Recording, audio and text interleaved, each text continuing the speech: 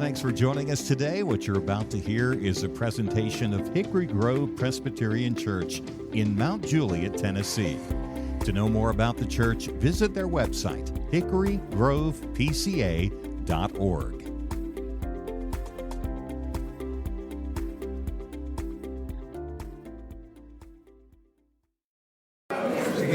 Welcome. So glad you all could join us tonight for this installment of the Upper Room. Let's begin with singing. We're going to start with Holy, Holy, Holy. I'll invite you all to rise for this. Holy, holy, holy, Lord God Almighty, early in the morning our song shall rise to thee. Holy, holy, holy, merciful and mighty, God in three persons, blessed Trinity. Holy, holy, holy, all the saints adore thee, casting down their golden crowns around the glassy sea. Cherubim and seraphim falling down before thee, which word and art and evermore shall be. Holy, holy, holy, though the darkness hide thee, though the eye may blind by sin, thy glory may not see. Only thou art holy, there is none beside thee, perfect in power, in love and purity. Holy, holy, holy, Lord God Almighty, all thy works shall praise thy name in earth and sky and sea. Holy, holy, holy, merciful and mighty, God in three persons, blessed Trinity. Our triune God, Father, Son, and Spirit, we thank you for gathering us here tonight to enjoy fellowship and to study your word through the angle of the world in which you placed us. Help us to think well about this thing called progressivism. Lord, help us to be kind, yet help us to be discerning, and help us to learn your word and how to articulate your word in ways that are winsome, ways that are helpful, ways that bear witness to Jesus. It's in his name that we pray. Amen. Amen. All right, you may be seated. So tonight we are talking about progressivism. We'll talk in a minute about just what that is. But this could be a kind of charged topic. A lot of the things we've been talking about are charged topics, but this one especially. And our goal tonight is understanding so that we can respond with grace and truth. Grace in thinking the best of one another and thinking the best of others and listening to hear in the most charitable light. And truth in knowing that Scripture, and not our feelings, not our experiences, but Scripture is the touchstone in determining right and wrong. So grace and truth, but also grace and truth here tonight. Grace and truth in the way we talk to one another here. Right? So what we're going to do is a quick overview of progressivism and where it came from. Then we're going to talk about 2 core features of progressivism. 2, not 10. Sorry about last week, 2. And then we'll talk some about practical considerations for engaging progressive friends and neighbors. All right, so kind of like we did last week with conservatism. If I were to ask you what progressivism is, as a kind of worldview, as a kind of political and ideological viewpoint, what is progressivism? Constant change. Constant change. That's Change, right? Okay. Well, change is fair. I mean, that's the difference between one of the key differences between a progressive and a conservative, right? Conservative wants to conserve. The progressive wants to change, to grow, ostensibly. Caesar, then Robin. It's usually considered as a middle left worldview. A middle left worldview? Somebody might have been looking at my notes. I have it. Robin?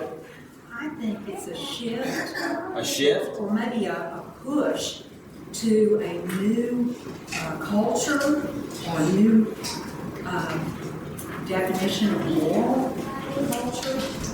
Yeah? Shift. Yeah, a new culture, new morality, a new world order, some might even say. Yeah? Somewhat communistic. Somewhat communistic, right? Yeah, in various respects, yeah. You could say socialistic, you could say communistic, yeah. We'll say charitably oriented toward the common good, right? Perhaps radically so, and maybe misguidedly so, yeah, toward the common good. Future will be better. The future-oriented, optimistic. Yeah, what else? More collectivism, more group thing. Less Less about for the the past. Collectivist. Yeah, we'll put the past bit under future-oriented. What else? Anything else? Move away from tradition, kind of non-traditional. Yeah. Non-traditional is a good way to put it. We're skeptical towards tradition. Yeah. Right. Good. These are all real helpful. If you haven't, Caesar. Many that supported many that things that we don't believe. Yeah. Again, I want to be. Maybe that goes well with shift to a new culture or morality. I mean, from another perspective, we might say morally chaotic, right? But we'll get there. What about power? What about power? Power is their main thing. The way to measure things, the way to get things done. Yeah, that's. So here we have like the marriage of progressivism and Marxism in a lot of ways. And a lot of progressivism today is, to various extents, enamored of a kind of Marxist ideology, which views all things through the lens of power. We talked some about that when we looked at critical theory. But yeah, there's much more of a tendency on the progressive side of things to see things through the lens of power, oppressor. Yeah. So, in a lot of ways, progressivism is a new liberalism for a new century. Last week, we talked about conservatism. And conservatism really is the classical liberalism. And what progressivism is a new liberalism. And usually when you hear someone referred to as a liberal, those terms are kind of interchangeable. It's someone who has a fundamentally progressive worldview. If you haven't turned over yet, on your sheet, you'll see at the top a definition of progressivism. And that comes from an article from the Center for American Progress, which is a liberal think tank. So I went to the horse's mouth to learn a little bit more about what progressivism is as an ideology and worldview. It says, progressivism at its core is grounded in the idea of progress. Ding, ding, ding. Moving beyond the status quo to more equal and just social conditions consistent with original American democratic principles such as freedom, equality, and the common good. So the broad term you'll hear is the left, right? The left is the more progressive side of things in terms of our modern American political dynamic. And that term, anyone know where that term comes from? The left versus the right?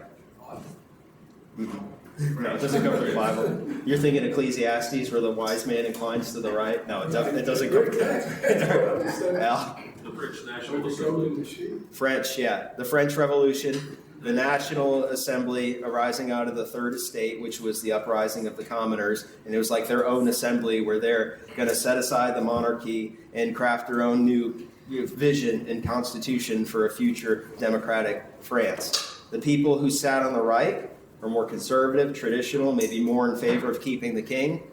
The ones on the left were more radical and more in favor of progressing beyond all that to something entirely new. So that's where we get that term, the left. On the American political spectrum, we have two parties. So the Republican Party is the party of the right. The Democratic Party is the party of the left. Just as the Republican Party has kind of a breadth within it, a spectrum, so does the left. The left has, center left to wacky left, extreme radical. Center left would be moderates, like progressive Democrats, such as John Fetterman, pragmatic Democrats. Pragmatic Democrats, senators who, they're on the left side of things, but they're reasonable enough. They want to get things done. So John Fetterman, John Ossoff, those kinds of people.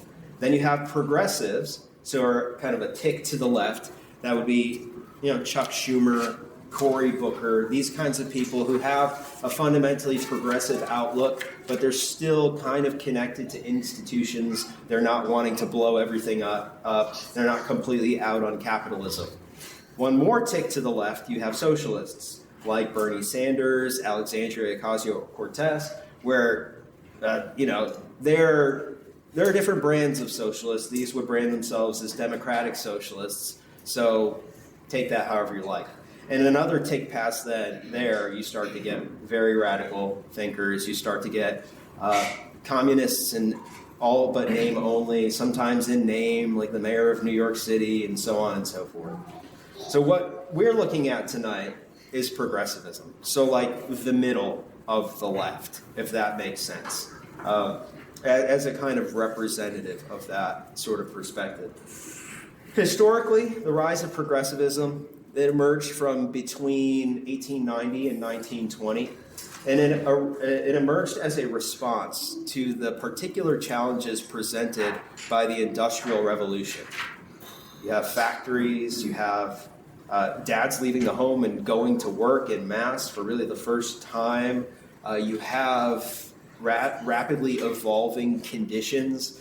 So you have corruption, you have poverty, you have child labor, you have low wages, you have poor working and living conditions, you have factories absolutely abusing the environment, you have massive swings by people monkeying with the economy leading to depression, all this kind of stuff, and progressivism arising as a movement to say, we need more government involvement in order to clamp down on a lot of these abuses. Right. As it developed throughout the 20th century, you have social liberalism following the World War I and the Great Depression, FDR's New Deal, where you bring in these different you have these increasing government interventions in order to pull the different levers of society in order to try to craft a society that's more favorable for all, right? So you have Social Security, you have unemployment insurance, you have labor rights, you have infrastructure spending. Earlier on, you have women's suffrage. And then following World War II, you have even more in the Great Society. Civil rights, the war on poverty, the introduction of Medicare and Medicaid, and leading up into the 21st century, where you have contemporary progressivism, and we've kind of advanced to where the main issues are economic equality, health care for all, environmental justice, social justice, which means racial equality, LGBTQ plus rights, and criminal justice reform. So those are broad strokes. Kind of, there's a view, of what equality looks like, what freedom looks like. And we're really going to focus on those two words tonight, freedom and equality. A kind of view of what that looks like and what it's going to take in order to move our society in that direction, and a willingness to really use government power in order to move that ball down the field. Now, coming back to the basic vision, everything I just said, progressivism at its core is grounded in the idea of progress, moving beyond the status quo to more equal and just social conditions consistent with the original American democratic principles such as freedom, equality, and the common good. Before we dig into some core features, start doing, maybe some evaluation, what can we sympathize with there? And, this is a conservative, confessional, Reformed and Presbyterian church in Mount Juliet, Tennessee. I'm assuming that most of us come from a fairly conservative viewpoint, though not all of us, and I know that for a fact in our church. So, kind of the tenor is me saying, hey, let's look at this and let's see what there is for us to appreciate in it. So that's just the perspective that I'm coming from as I talk about it. I'm obviously not 100% neutral, but I think we don't have to pretend to be 100% neutral. So positives. What are some positive things? Things that we can affirm from a biblical perspective in this progressive worldview. Care for the outcast. Yeah. And the poor. Yeah. Care for the marginalized. Protection. I'll just say outcast. Yeah, James 1:27, pure and undefiled religion is this, that we look after the poor and the widow and the orphan and the widow in their distress. Yeah, the gospel according to Luke. So much of it is focused on caring for the outsiders and how the gospel is for them. So there's an impulse there in progressivism that is very much biased toward the outcast and the marginalized. We can affirm that. And later we're going to talk about some tactics or some strategies for dialoguing with people who, we might come from a conservative perspective, they might come from a progressive. What are some things in their worldview that we can affirm the problem they see, even if we don't agree with them on the solution? It's good. It's good to be able to do that. It establishes common ground, and we can advance the conversation. So what other positives do we see in a progressive worldview? Well, I think you kind of touched on it there. I mean, all of these bullet points are things that both sides agree on. Yeah. It's just a matter of how do we get to that. Yeah. We all have different ideas about that. Yeah. Yeah. Yeah, I think look back, you said industrialization, just some kind of stop on greed, on extreme greed and power hungry and manipulating, corruption of that. Yeah. I think that's sort of a positive. Yeah. Yeah. I'm going to write the word stewardship. Yeah. Because it fits into that category. And there is a great concern for stewardship from a progressive worldview. I doubt progressivism would necessarily use that term, but stewardship of creation and environmental concerns. Of course, Genesis 1 and 2, man was created to cultivate the good creation. I'll get you in a second, Caesar. Cultivate the good gift that God had given in creation. Stewardship of work itself. Colossians 3, do your work heartily as unto the Lord, for it is Him that you serve, right? That you see some of that behind labor laws. Stewardship of gifts. Stewardship of money, right? These kinds of things. Caesar, what were you going to add? That they see problems. They might see problems that we might not agree with fixing, but they want to fix those problems in a quick manner. Yeah, so there's something, when people see from a different perspective, they can often see things that you don't see from your perspective. Right, so it's another way of saying a broken watch can be right twice a day, right? So, a progressive, looking at culture through the lens of, say, critical theory, might see something that's actually broken, where somebody's being abused, somebody's being manipulated, something is wrong. And we reject, I, as a conservative, might reject the premises that led them to look into that place, and I might reject their solution for dealing with the problem, but they've actually pointed me to a real problem.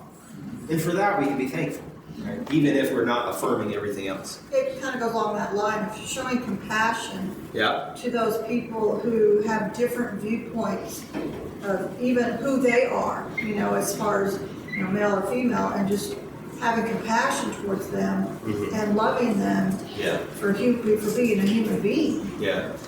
Yeah. This is one thing where, again, coming from a conservative biblical perspective, we're going to disagree strongly about compassion, what compassion looks like to, say, someone who suffers from gender dysphoria, right? From a progressive standpoint, it's going to be like, well, let's affirm what you're feeling and let's give you everything you need in order to conform your bodily reality to your psychological situation. And we're going to say, no, that's not compassion, that's enablement, and that's actually going to enable someone in going into an actual worse situation. But again, that common ground we can find is to say, you care about that person, I care about that person. Okay, that's what we're talking about. So you might call me a transphobe, a homophobe, a bigot, whatever you might call me. Well, that's not what we're talking about. You might think I'm misguided, but I don't hate that person. I love that person, and that's where I'm coming from. And I know that's where you're coming from too. So maybe we can meet there and talk. Here's another one, justice. Social justice is a huge buzzword, right? So much so that we think about social justice warriors and we almost kind of feel like a reversion or a kind of aversion, because a lot of what passes as social justice today is just a political ideology with a veneer of justice over it. But true justice, God's people, we ought to care very deeply about that. What is Micah 6:8? Seek justice, love mercy, walk humbly with your God. Right? That's what God requires of us. Leviticus 19:15. You shall do no injustice in court. You shall not be partial to the poor or defer to the great, but in righteousness you shall judge your neighbor. Deuteronomy 16:9. You shall not pervert justice. You shall not show partiality. You shall not accept a bribe, so on and so forth. Right? So justice, a concern for justice is good. Again, even if we're going to disagree how we get to justice. Al? I think the stewardship also extends to environmental issues. Yeah. I don't necessarily agree with all the solutions that occur, but they're, for example, cleaning up Hudson River, with severe pollution. Yeah. That occurred under progressive kind of watch there. There's a hypersensitivity there, which is interesting. Right. Fair. Peace, Peace. particularly internationally, I think both are concerned about that. Both see different ways of, maybe that is stewardship, Yeah. of ways of getting to that. Yeah. Yeah, that's good. We got one more. The common good. Progressivism is very populist in its sort of push, in that its desire. The caricature is that on the side of conservatism, everything is ordered around the corporate fat cats and making the rich richer, right? So the benefit of a few, and everything is ordered around constructing society so the haves get richer and the poor get poorer. Whereas in the progressive view, and I'm not saying I agree with that. I'm saying that's a caricature. On the progressive side, responding to that caricature, the view is, no, we're going to use political power and legislation to take away from the haves in order to redistribute to the have-nots, in order to even the playing field, right? And we'll talk about that. That's equity, right? And we'll get there. So on your sheet there, you've got a list of the core features of modern progressivism: freedom, the common good, pragmatism, equity, social justice, democracy, cooperation. We're going to focus on two. And the two we're going to focus on are freedom and equity. Actually, I think on your sheet it says equality, but we're going to talk about the difference between the two when we get there. But first, freedom. So anyone who's taken a civics class, you probably know these words by heart. We hold these truths to be self-evident, that all men are created equal, that they are endowed by their Creator with certain unalienable rights, Among these are life, liberty, and the pursuit of happiness. Where did I get that? Declaration of Independence. It's very progressive. Yeah. It's the Declaration of Independence, right? Thomas Jefferson. Now, liberty, right? What does it mean to have liberty? What does it mean to be free? What do you think? Be able to worship the way you want to worship. Be able to worship the way you want to worship? Speak freely. Does someone say it's just another term for having nothing left to lose? It's the freedom to do what you were designed to do. Freedom to do what you were designed to do? Yeah. So the view of conservatism, or the general view of conservatism with respect to liberty or freedom, is a negative view of freedom in the sense that freedom is the absence of constraint. Freedom means the government gets out of the way and lets you do what you want to do. So the government is mostly small, legislation is mostly minimal, regulation is kept as minimal as possible so that we can do what we want to do. It's rooted in a sort of sense that we talked about it last week, a voluntary association or subsidiarity. The people who are best positioned to know how to order their lives are people themselves. The communities that are best positioned to know how to order their lives are the community themselves, not some theocrat or bureaucrat located thousands of miles away dictating how you should live in your space. So freedom is like, from a conservative viewpoint, freedom is a hands-off kind of thing. Now, from a progressive viewpoint, the part of the argument of progressivism is that view of freedom was much better suited to an agrarian economy. Once the Industrial Revolution came and you have all this consolidation of money and power, that form of freedom doesn't really work anymore. And what you need is a more active form of government in order to enable a more comprehensive vision of liberty. So a more positive form of freedom, a more effective form of freedom, in which here's how it works. The government doesn't just get out of your way, the government actually paves your way. So an exponent of this view of liberty was John Dewey, who many consider to be the father of American progressivism. And he wrote this in his Liberalism and Social Action.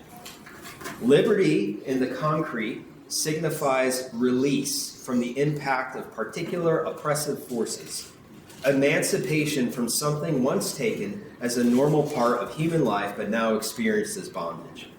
At one time, liberty signified liberation from chattel slavery. At another time, release of a class from serfdom. During the late 17th and early 18th centuries, it meant liberation from despotic dynastic rule.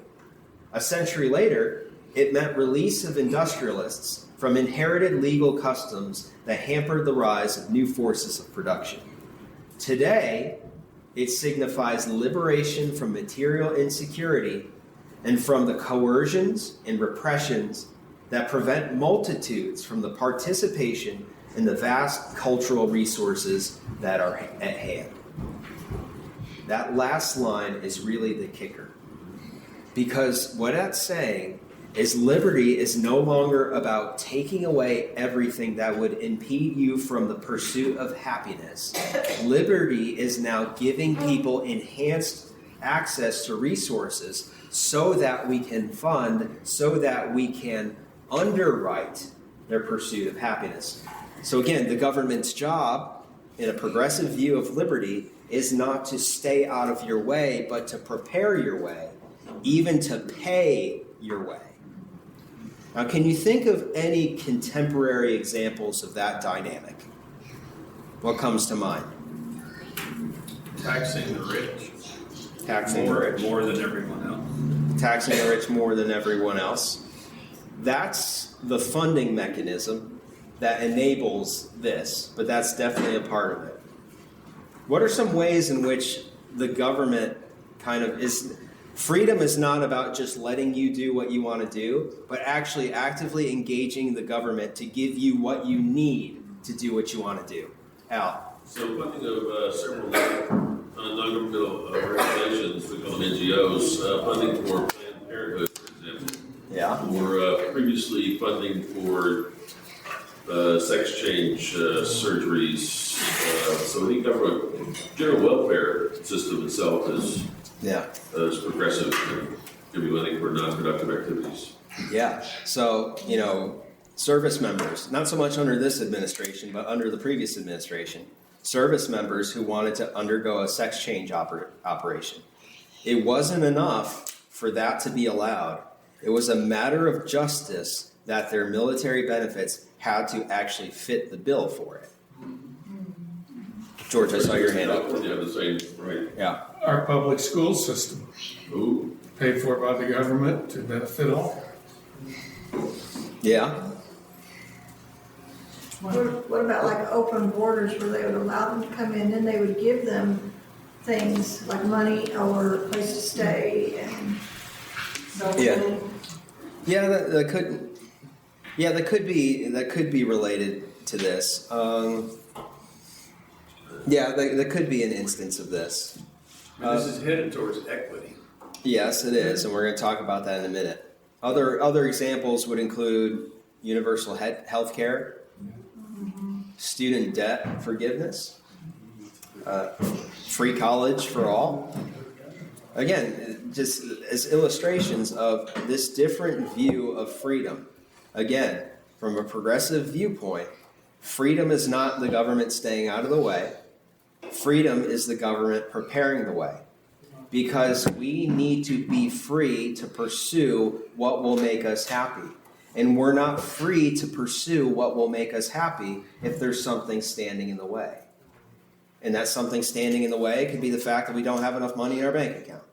Or the fact that morality, I'm not saying I agree with this, but it could be the fact that, the mores and traditions say you shouldn't do that. Right? So again, a progressive view of freedom is saying we're going to tear all that down and we're going to do what we need to do to give people what they need in order to pursue what they want to pursue. I think you could add affirmative action and, hiring practices to that as well. Yeah, you could. Yeah, and it goes hand in hand with a kind of view of justice as well. But that goes into equity, right? And that's, we're getting there. Yep. But freedom. We'll stick with freedom for just another minute or two. Let's evaluate that view of freedom, starting with the positives again. Do you see anything good in that view of freedom, that positive view? That freedom isn't just getting out of the way, but freedom is kind of enabling someone in a certain direction. They care for the handicap, Yeah? ADA, stuff like that. Yeah? That seems positive to me. Sure, yeah. Yeah. When the government funds a particular activity, it means that I'm actually participating in the funding of that activity. So it's maybe they might call it freedom for others or doing that, but it's actually coercion for the others who pay for it. Yeah. Yeah, it's in terms of like the actual mechanism by which the government makes this happen. I mean, it goes wrong in 1,000 different ways. But for me, looking at that baseline view of freedom, we tend to have, we conservatives tend to have an overly libertarian view of freedom in the sense that we define freedom as the absence of constraints. So to be free is to just be able to do whatever you want to do. Biblically and classically, freedom actually is, in itself as a concept, freedom is the ability to be and do what God has designed you to be and do. So look at Galatians 5, right, where you have these two visions, or all of Galatians, but especially Galatians 5. Galatians 5 is of how freedom is supposed to work in Christian community. If you use your supposed freedom in Christ to sow to the flesh all of the vices that Paul lists in Galatians 5, you're actually misusing your freedom. It's the wrong view of freedom. If you use your freedom in order to bless and benefit the church in the power of the Spirit by way of fruits like love, joy, peace, patience, kindness, goodness, faithfulness, gentleness, and self-control, then you're actually using your freedom in the right way. So this idea that freedom isn't just you do you, but freedom is, hey, you've been set free to be who God wants you to be. There are ways in which a progressive view of freedom actually does that a little bit more justice, even though, as I said, it goes wrong in 100 different ways. And the reason why it goes wrong in 100 different ways is because of the loss of moral order. Remember, we talked about that last week. From a conservative viewpoint, there's much more of an appreciation for or acknowledgement of an existing moral order that's written into the fabric of creation. From a progressive viewpoint, especially tinged with Marxism, any talk of a moral order is just kind of an imposition of the white European word-centric male. And I'm not being like pithy there. That's often the argument, right? So when you have that view of freedom, if you have a view of freedom that says you're set free not to do whatever you want, but to do what God wants, that comes with a baked-in moral order, and that can actually be good. But insofar as that moral order is missing, freedom runs amok, right? What do you call a glass of water broken free from its glass? You call it a mess. Or the example of the kite that I've used before. You're flying a kite up in the air, and you decide, I want to set this kite free, so you snip the string. What happens? Yeah, it crashes to the ground, right? So, that's freedom. Let's talk about equity. When you look at the sheet there, or sorry, Before we go, yeah. I'm listening, and it seems to me that both systems have a defective view of the corruption of human beings. Because I heard you before say, we let the fat cats go. They're okay. Right. And these folks, they think that everybody's perfect. So you give everybody all the benefits you can, and they'll just... Yeah, that's why, for capitalism to work, you have to presuppose a kind of Christian morality and virtue. Right? If you have that, then at least ideally and theoretically, you have the system with all the benefits of capitalism, but you don't have the greed and the corruption and the abuse and the manipulation, the exploitation, all those things. Randy? Well, playing on the corruption issue, in both systems, again, campaigning, people that want to get into office, they'll tell you anything. You can keep your doctor if you want to. Right. Yeah, I'm not going to punish you. Yeah. But once they're in office, okay, so we are supposed to make a decision based off lies. And we don't know it. We don't know whether it's a lie or not until after it's too late. Yeah. So that destroys the whole concept here almost. Right, and that's interesting. There's a distinction between the worldview, that is progressivism, and the politicians who play on the sympathies and sensibilities of people who buy the worldview. Because, how many of the progressive politicians about actually believe what they're selling? Conservatives, too. How many politicians, full stop, right, believe what they're selling? They see a base, they kind of know where they need to line up, and they say, let's go. I'll tell you what you want to hear. But yeah, that's a lament for another day. Next word is equity. Again, on your sheet, it says equality. And it offers a statement from the Universal Declaration of Human Rights. That's not bad. It's actually pretty hard to critique. It says, all human beings are born free and equal in dignity and rights. They are endowed with reason and conscience and should act toward one another in a spirit of brotherhood. Not bad. But as the progressive movement has developed, the conversation has shifted somewhat from the idea of equality to the idea of equity. Now, is anyone familiar with the distinction there? Who wants to hazard a guess? Sorry. You're younger, go ahead. I mean, the most common way I see it drawn is you have a tall person, a medium person, and a short person. Equality, and they're trying to see over a fence. Equality is giving each person the same size of box, where the medium person can hardly see over the fence, but the short person still can't. And equity is giving them different size boxes, so that the short person can see over the fence. Yes. So basically, short people in the world unite. Giving more needs to people who need it. Yeah. The way I usually hear it is it's a quality of opportunity equity of outcome. Yep. Which is very different. Yes. You had, everybody starts the same, but they want everybody to finish the same. Yeah. And that you got to add in personal responsibility there, and there's a lot of other factors. Yep. So that's good. I mean, these are good. That's a good picture, and that's a good distillation. Equality is about equal opportunity. Equity is about equal outcome. So equality says we all start the race. We start the race from the same line. Equity says we all finish the race at the same time. We all cross the finish line at the same time. So last week when we talked about the principles of conservatism, we talked about the principle of variety, which holds that a society, in a free society, you are inevitably going to have winners and losers. And that actually creates a net positive for that society. So there's nothing wrong inherently with the diversity of outcomes in the free market, so long as everyone starts from the same place. Now, progressives reject that viewpoint altogether. And they reject it because it assumes that everyone's playing on the same level playing field, when according to the progressive, they're not. Due to historic injustices, systemic injustices like redlining, generational poverty, systemic racism, patriarchy, all these kinds of things, different people start with significant disadvantages. So bringing back the racing metaphor, conservatives who champion equality, says the progressive, like to pretend everyone's starting from the same line, but really, some folks are starting a mile back with a broken leg and no shoes on.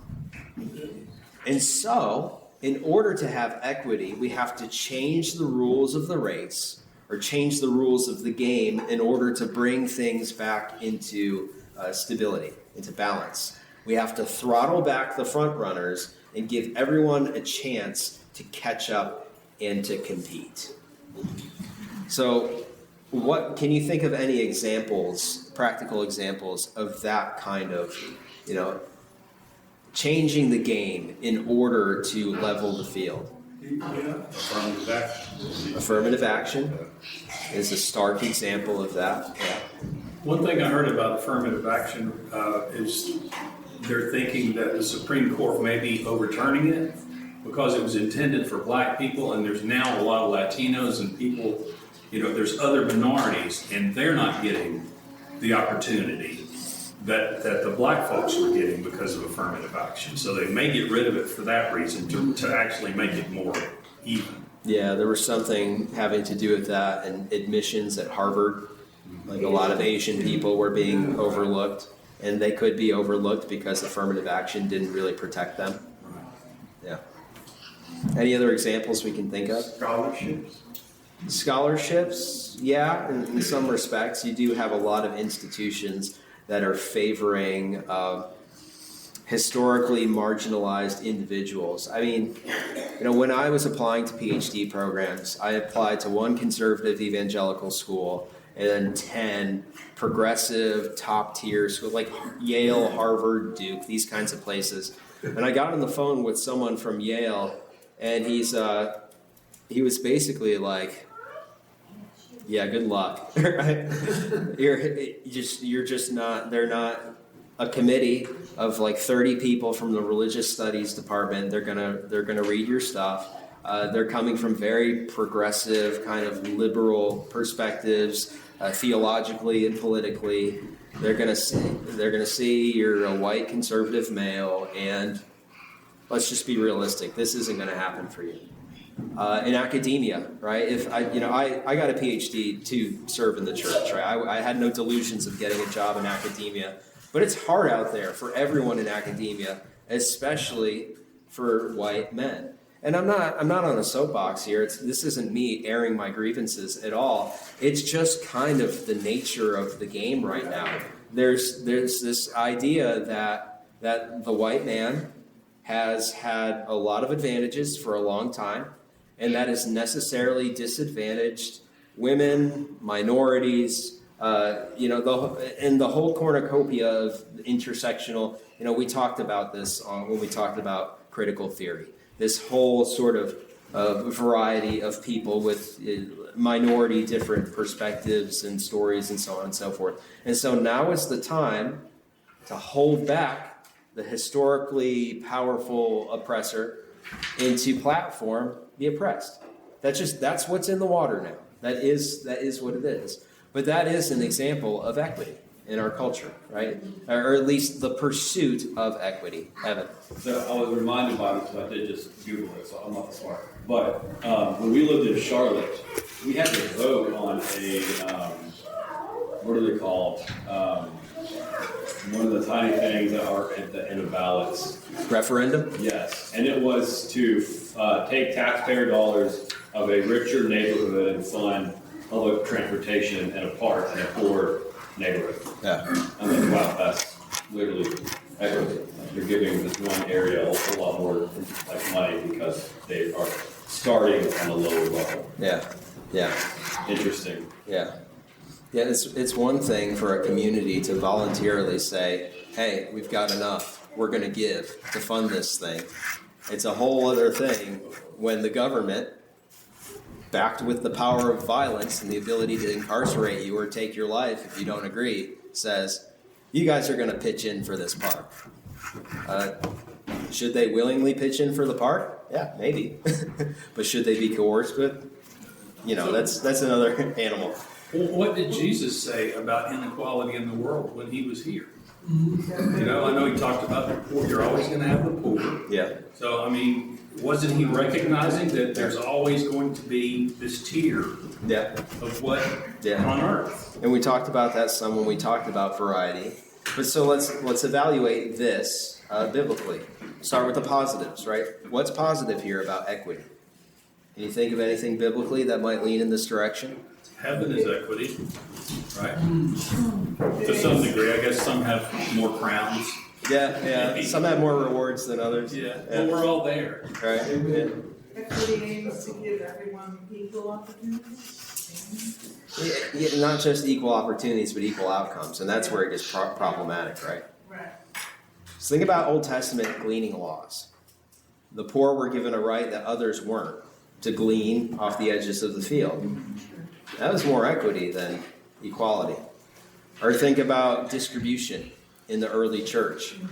There at Acts 4, 34 through 35, there was not a needy person among them, for as many as were owners of lands or houses sold them and brought the proceeds of what was sold and laid it at the apostles' feet. And it was distributed to each as any had need. So there is something biblical in accommodating people with more intense needs and actually ministering to them on the basis of those needs. But why was the early church not socialist or communistic? Because they were there by choice. They were there by choice. It was a voluntary move where they came together and said, we're going to take care of each other. A communistic worldview or a communistic form of government, none of the people in that room own anything. The government owns everything, and the government handles distribution. And that has gone so well historically. What about the distribution to the widows? Mm-hmm. And they appointed deacons to make that just. Yeah, that's another example of something like equity. Right? We're not going to give everybody in the church $500 to keep everything equal and fair. We're going to give these widows or these people who are in this desperate need $5,000, and everybody else gets nothing because nobody else needs anything, right? They're giving; these people are being given too, right? That's an equity kind of perspective. Again, completely different than manipulating the levers of government power in order to take from the rich and give to the poor. It's something that's in-house. It's something that's, it's biblical. So negative, right? Negative evaluations, equity, right? Partiality can cut both ways, right? Injustice can cut both ways. I read Leviticus 19:15 earlier. You shall do no injustice in courts.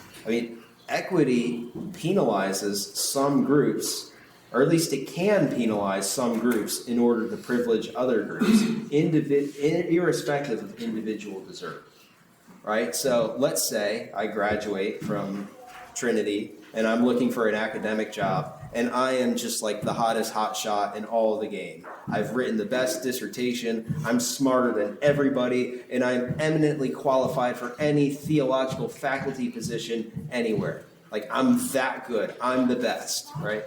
I can say these things because I am objectively not that. But just imagine that's the case. Strain your imagination to make that the case. So is it just that I would be basically thrown in the circular bin immediately in order to privilege these other people? No. It's a great injustice against me. It's a wrong that some would argue is serving a greater right, but it still is a wrong. And what did Mama tell us? 2 wrongs don't make a right. Right? So it's still injustice. It's fundamentally unjust, and it's even pragmatically unwise. Because in practice, the picture, I'm not going to draw it, but this kind of word picture of you got the baseball fence, the fence in the outfield of the baseball game, and the different people with different heights. And you want to say that, we're going to give each person a different size of box. But what ends up happening is you chop the rich person off at the legs, and you try to stick those underneath the tall person. You chop them off at the knees, and you try to stick those legs underneath the short person, and everybody's worse off in the end. That's how it ends up working practically. I'm reminded of, the concept in America that Lady Justice is blind. She's wearing a blindfold so that everyone gets the same, treatment. Yeah. And that's a good thing. Yeah. Yeah. Well, abortion is often looked at equity for women so they don't have to go through whatever hardship, but obviously a wrong. I think that's another example. Yeah. I'm wrong. Yeah. All right, I want to make sure we've got just a few minutes left, and I want to make sure we have time for just some thoughts about how to engage people with whom we disagree on this. And I'll say it begins with the heart posture, right? Somebody you're having lunch with, you're having dinner with a family member, and they say something that is just completely opposite side of the aisle than you on some sort of hot button issue, and you feel your heartbeat start to raise, or your heart rate start to rise 20 beats a minute. You're going to respond. How are you going to respond? Why are you going to respond? What's your motivation in responding? Are you interested in winning an argument? Are you interested in winning a person? And we recognize as Christians, our job isn't to go out there and lay waste to every errant ideology in the world. Our job is to go out there and bear witness to Christ and win people to Christ, share the truth of the gospel, point people to God's wisdom revealed in His Word. Right? So our hearts need to be in that kind of place. We get there by prayer, right? We get there by asking God to give us that and put us there. But in terms of tactics, right? We can't unpack these as much as I wanted to unpack them. But basically, the vision I wanted to share was we listen, we affirm, and we ask better questions.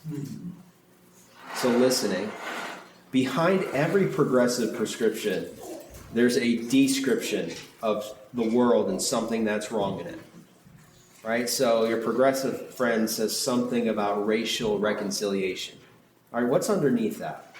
A longing for justice, a longing for equality, right? Even if they muddy it up with equity, a longing for rights, that we respect human persons, that we respect their dignity.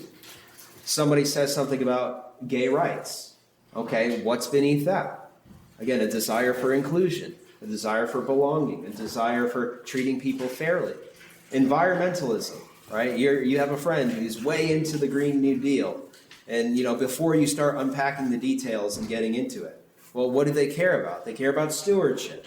To some extent, even if they don't use the words, they care about God's creation and doing justice to it and all that sort of thing.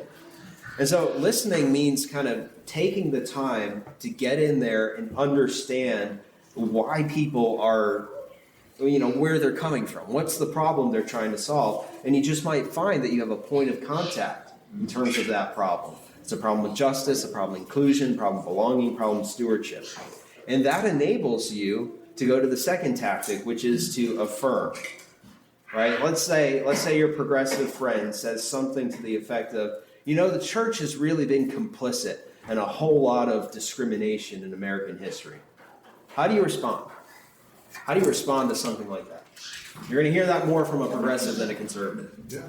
What's that? Say, tell me more. Tell me more. Yeah. I'd say, What do you mean by that? I'd say what organization hasn't been in history? Sure. Because I think it's unfair to judge the past by our present moral. Okay. I think too, though, you need to admit where the church was wrong. Admit it. Sure. And say, yes, I agree with you about whatever it was. But, you know, I think like you were talking about, speak about positive, about what they agree on. Yeah. I mean, what you both agree on of what their issue is of agreeing, okay, you're right, I can see that. Yeah. That in that situation, we could all change and, you know, but just find a common ground and Yeah. stay on that. Yeah. So here's a strategy to use along those lines. Yes and. Yeah. Right? The church has been complicit in all kinds of moral corruption. Yeah. You're right. Make mistakes, and I think when a person admits it, you know, and say, you're right, then they kind of, their wall comes down a little more, like, okay, good, you know? Yeah. And they're kind of at peace, like, oh, good, she admitted it. Well, yeah. So, yes, the church has been complicit in corruption. There have been plenty of times and ways in our history when churches have not loved their neighbors well. And I share your hatred for that. I hate it because it misrepresents Jesus and it falls short of everything he tells us that we're supposed to be as a church.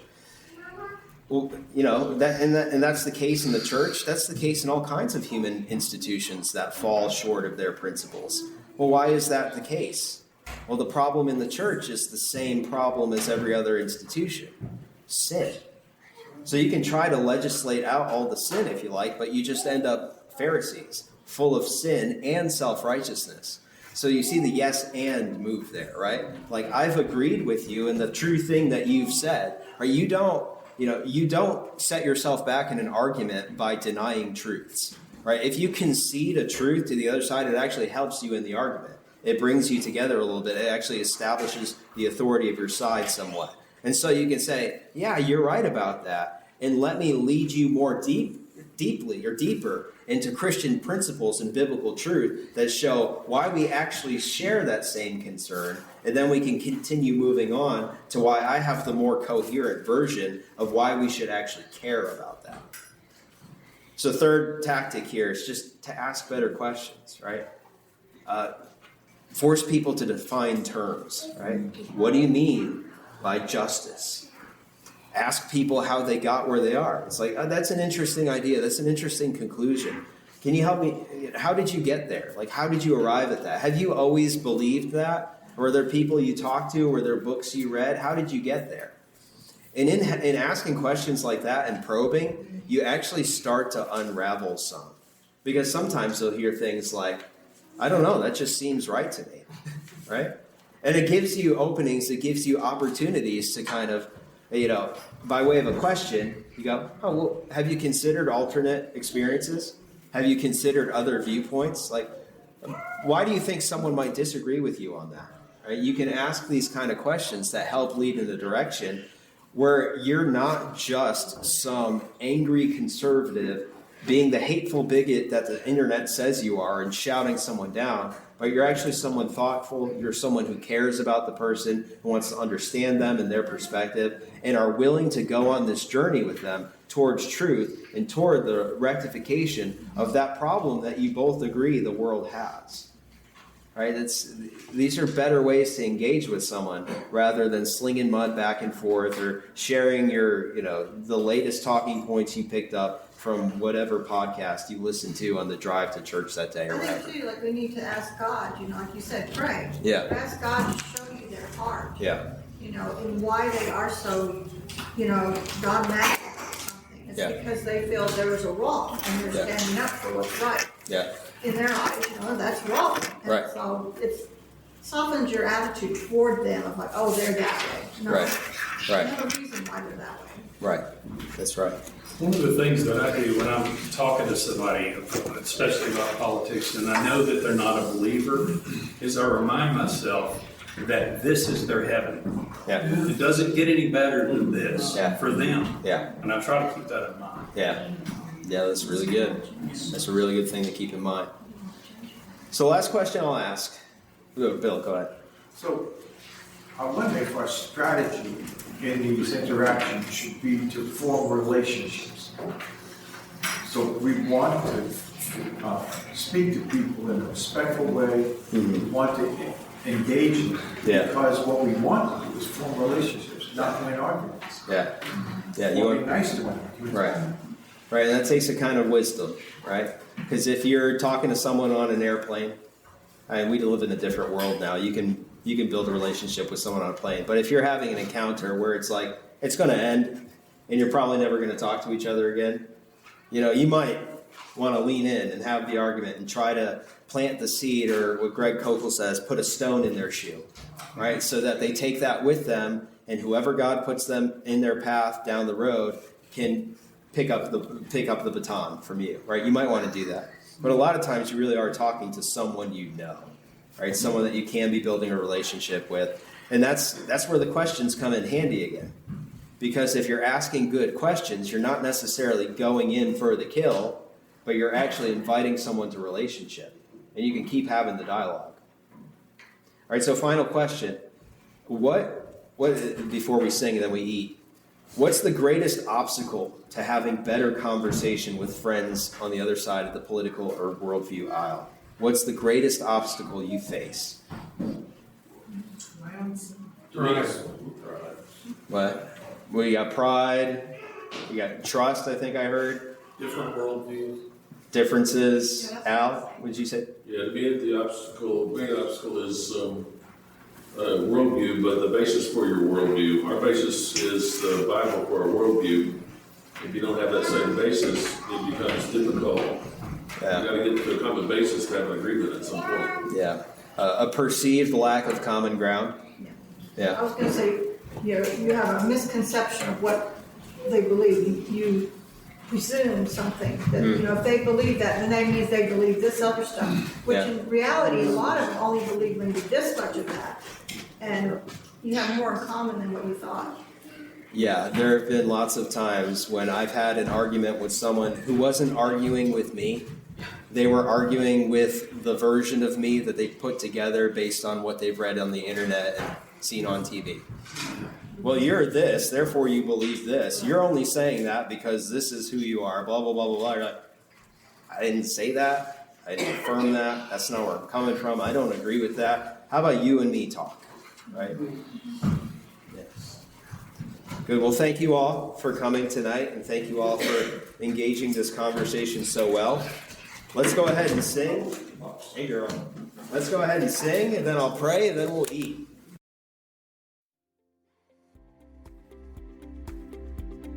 This has been a presentation from Hickory Grove Presbyterian Church in Mount Juliet, Tennessee. Please feel free to share this content with others. We only ask that you not sell or alter it in any way. If you'd like to know more about the church, visit us on the web at hickorygrovepca.org. hickorygrovepca.org. Thank you so much for listening. May the Lord be your glory, and may His glory be your joy.